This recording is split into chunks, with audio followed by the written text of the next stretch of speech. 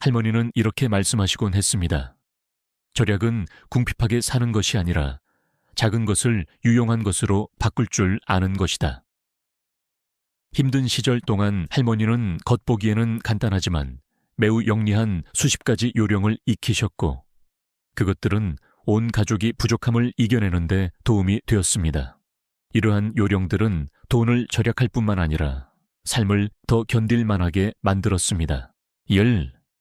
케첩과 물로 만든 토마토 수프 제대로 된 식사를 할 재료가 충분치 않을 때 할머니는 케첩 몇 숟가락을 뜨거운 물에 희석하고 소금과 후추를 약간 넣고 가끔은 버터도 조금 넣으셨습니다.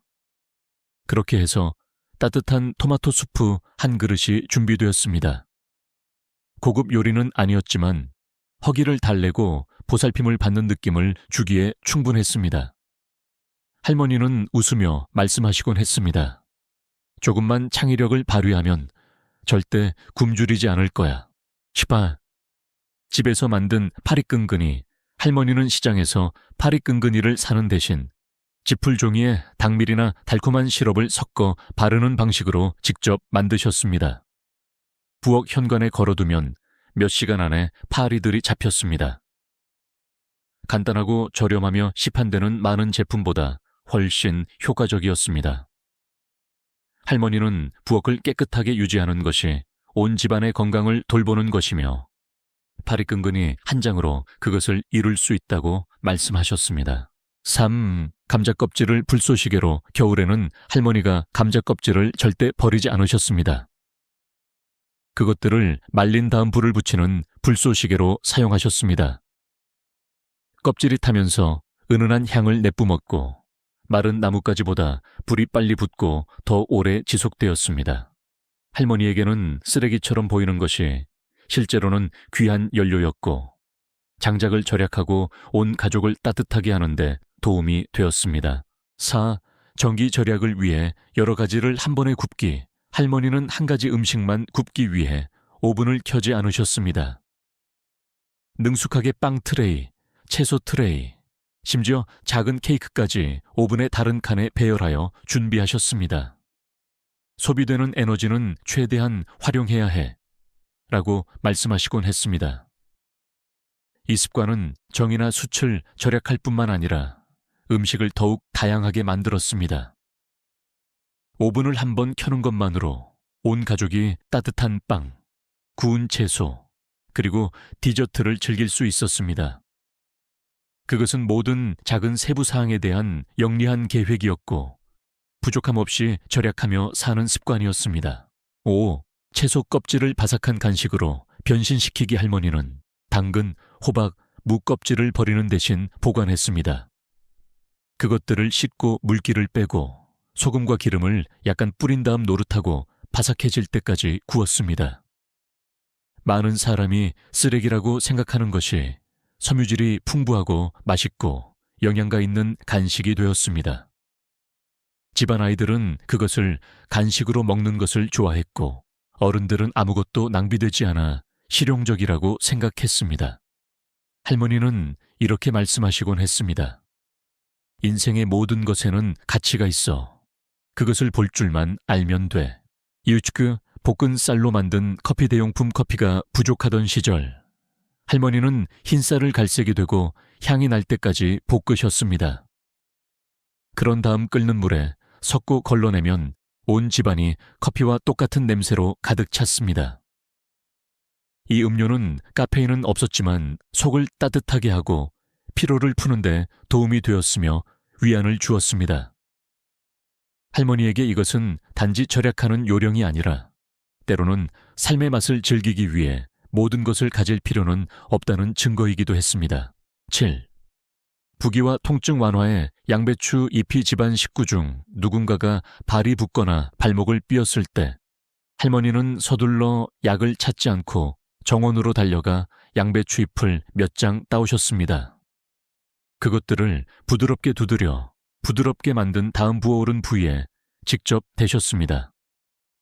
차가운 잎은 통증과 염증을 줄이는 데 도움이 되었고 즉각적인 완화를 제공했습니다. 비록 민간요법이었지만 저는 그 분명한 효능을 여러 번 보았습니다. 할머니는 이렇게 말씀하시곤 했습니다.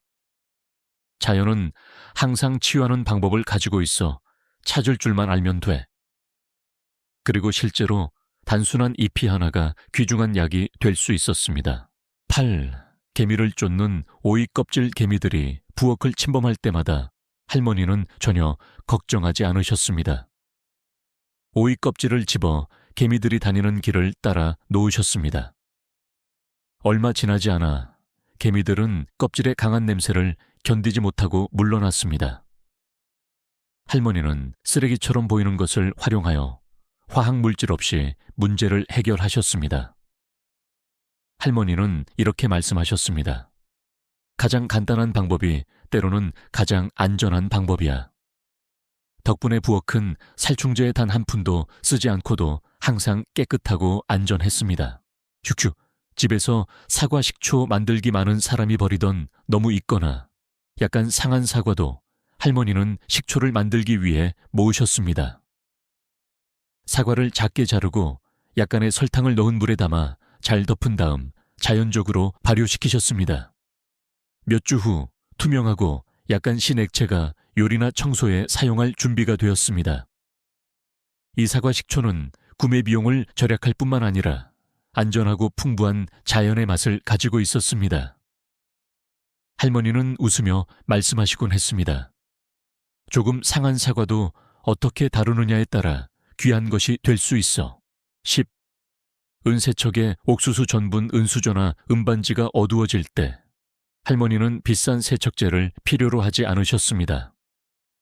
옥수수 전분에 물을 약간 섞어 반죽을 만든 다음 부드러운 천으로 표면을 조심스럽게 문지르셨습니다.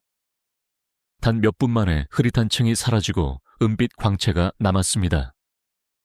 간단하고 저렴하지만 효과적인 이 방법은 가족의 은식기를 항상 새 것처럼 빛나게 유지했습니다. 할머니는 이렇게 말씀하셨습니다. 낡아 보이는 것을 서둘러 버리지 마. 조금만 솜씨를 발휘하면 첫날처럼 다시 아름다워질 거야. 11. 신발 광택의 바나나 껍질 할머니는 과일을 먹고 난 바나나 껍질을 절대 버리지 않으셨습니다. 껍질 안쪽 면을 사용하여 무광택 가죽 신발을 부드럽게 문지르셨습니다. 단 몇 분 만에 자연스러운 광택이 나타났고 은은한 향은 심지어 신발약보다 더 좋았습니다. 할머니에게 이것은 단지 절약하는 방법이 아니라 버려질 것을 유용한 도구로 바꾸는 일상 속의 작은 기쁨이었습니다. 10회 벌레 물린 곳에 소금 아이들이 모기나 개미에 물렸을 때 할머니는 연고를 찾지 않고 굵은 소금 한 줌을 집으셨습니다. 소금을 약간의 물과 섞어 반죽을 만든 다음 부어오른 부위에 직접 바르셨습니다. 가렵고 따가운 느낌이 빠르게 가라앉고 붉은 기가 현저히 줄어들었습니다.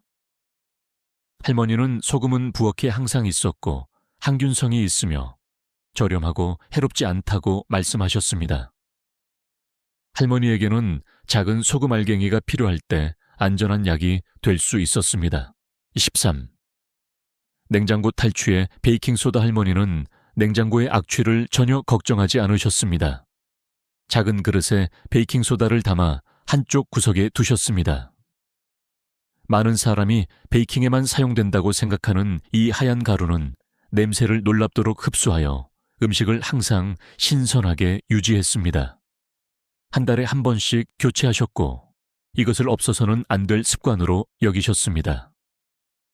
이 요령 덕분에 할머니의 냉장고는 복잡한 화학 세척제 없이도 항상 깨끗하고 쾌적했습니다. 14. 피부 관리에 쌀뜨물 밥을 지을 때마다 할머니는 두 번째 쌀뜨물을 절대 버리지 않으셨습니다. 그것을 보관하고 가라앉힌 다음 매일 밤 세수하는 데 사용하셨습니다. 신선하고 부드러운 쌀뜨물은 한 푼도 쓰지 않고도 할머니의 피부를 더 환하고 매끄럽게 하는데 도움이 되었습니다. 할머니는 항상 이렇게 말씀하셨습니다. 아름다움은 상점에서 오는 것이 아니라 주변의 단순한 것들에서 오는 것이다. 할머니에게 쌀을 씻는 행위조차도 자신을 돌볼 기회였습니다. 할머니는 제게 절약은 박탈이 아니라 모든 작은 것을 활용하는 능력이다 라고 가르치셨습니다. 감자 껍질, 바나나 껍질부터 쌀뜨물까지 모든 것이 일상생활의 유용한 조언으로 변할 수 있었습니다. 이러한 요령들은 돈을 절약하는 데 도움이 될 뿐만 아니라 우리 주변의 모든 것에 대한 감사함을 느끼게 해 주었습니다. 자, 방금 들으신 15가지 요령 중에서 어떤 것을 집에서 적용해 보시겠습니까?